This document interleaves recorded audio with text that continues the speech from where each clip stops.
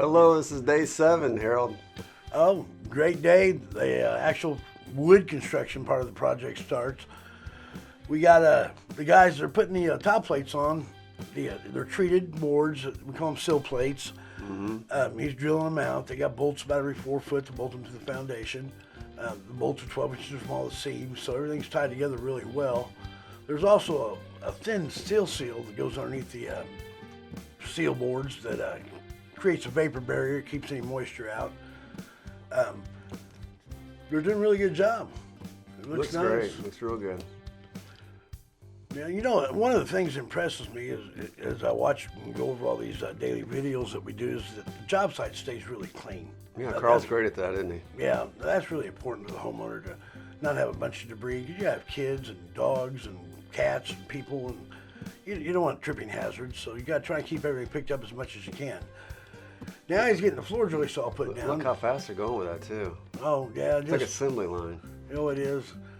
We're using 2x10 construction here. Makes a good solid floor. It doesn't have any displacement when we're done. Matching the floor height of the existing house. And the guys are putting them down 16 on center. Making sure everything's crowned up, so if we get any settling, it'll all go down instead of having a dip in the floor. It'll be a flat floor when we're all done. Mm-hmm. That's always important. So tell me your name. Carl with a K, Braun, B-R-A-U-N. How many years experience do you have? I've been doing this since I was 18. I'm almost 40 now, so a little over 20 years experience. What's your time like been with the company so far? Well, everything that I've had to deal with here, I mean, everybody's been all nice and friendly, and Johnny on the spot with anything I need. You know, trying to help in any way, shape, or form. Always trying to find a solution over making excuses. Now they're putting their blocking in between, and that keeps everything from rolling around and moving around. The OSB's starting to come on. Now they're going to glue it down so we don't have squeaks in the floor. That's then important. we're going to use an interesting product. It's called a scrail. It's half nail, half screw, but it can be shot with the gun. So when we nail that down, it actually has threads and it won't let the nails back up and cause a future squeak. Ah. So that's real important because we don't want squeaky floor. Everybody hates those. No squeaky floors. No squeaky floors. But as you can see, the floor is almost done. Wow, they did it in a matter of minutes. Day 8. Wall boards are going up. Yep. You got to cut the brick out a little more because we try not to cut out too much so we don't have to have the mason out to fill it back in. Yeah.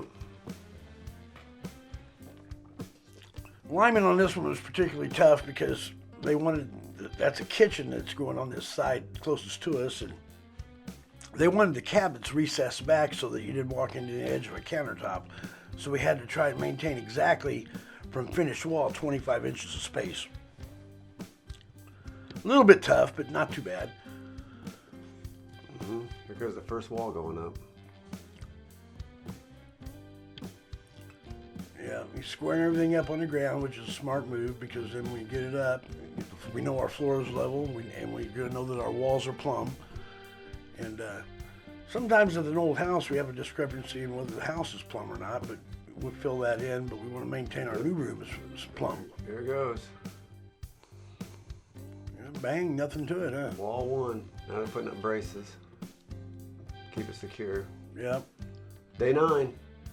Well, that'll maintain the integrity of keeping everything plumb as they get ready to do the next wall. Look how great the cleanup is, too.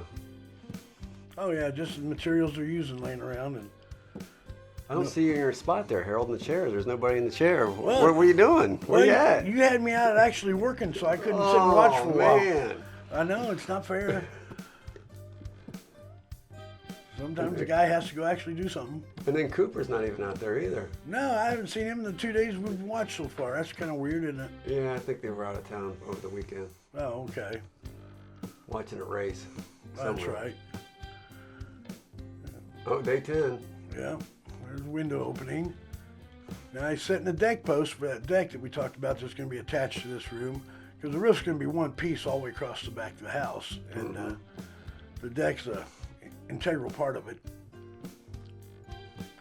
So you see that 2x4, it's like hooked on 2 stakes at an angle.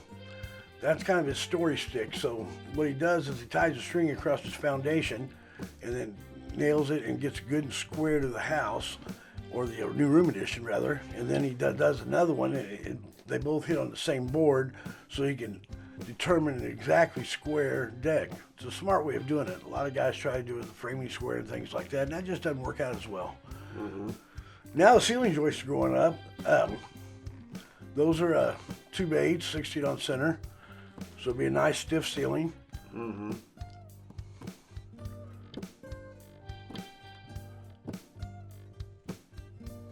Oh, There's the beam going up for the deck roof.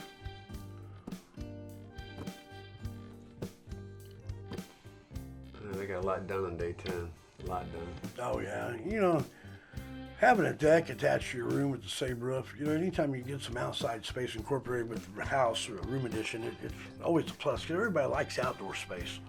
Oh yeah, they've already been using it. The homeowners. Oh yeah, it don't take them long to figure out that they love The it. very next day they're out there using it. Sure.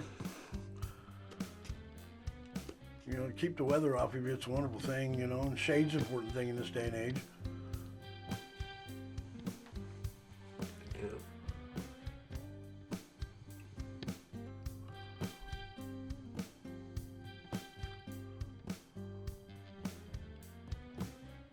Kind of hard to see them down there, but they're putting in the roof system right now. Yeah. Yeah, it goes pretty good. You know, when everything's run square and plumb, it doesn't, you can cut all your patterns and everything fits like it's supposed to. Right. You know, it's always a nice feeling if it works out. Yeah, we're getting some ceiling joists over the deck area now.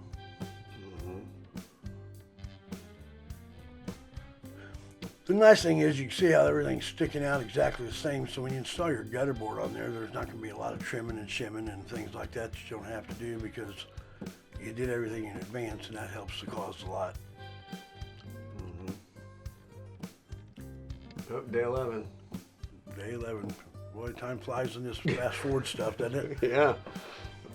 Really, really quick around here.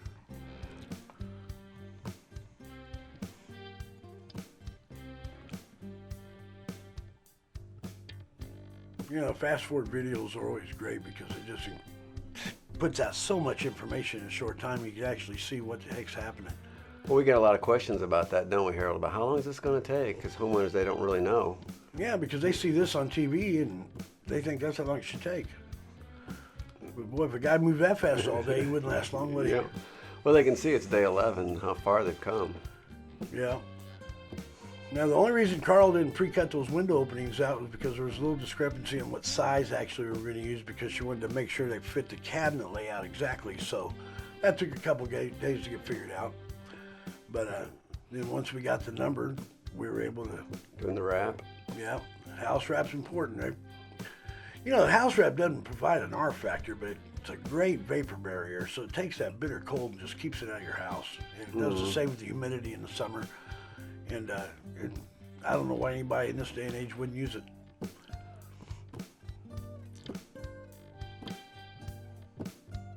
You know, of course, being in the mason business, we know that you always had to have some kind of vapor barrier behind any kind of masonry work all these years, and that's a great product.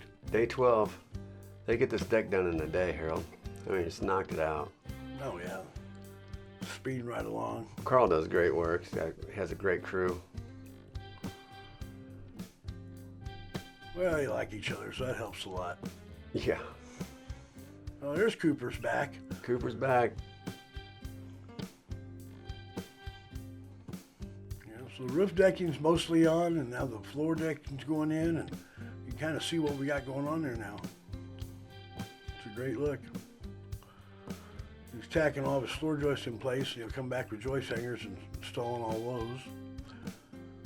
And he's going to picture frame that deck. That's why he put those blocking in all the way across this far as our closest side. That gives him a nailer to make a nice picture frame look to drop the decking in place. Otherwise, you'd have the bearings just showing, and that wouldn't be as attractive. Right.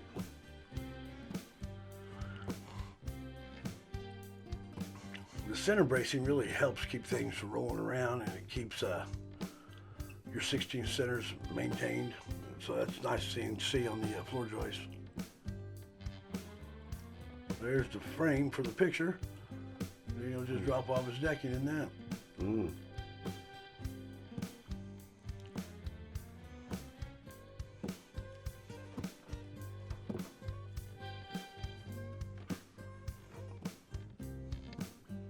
You know, treated wood's a nice wood. The only problem is it's so darn heavy. Doesn't, you know, he does not make it look heavy, but Look how quick they do this. Got a good cut, man. yeah, good cut man's really important.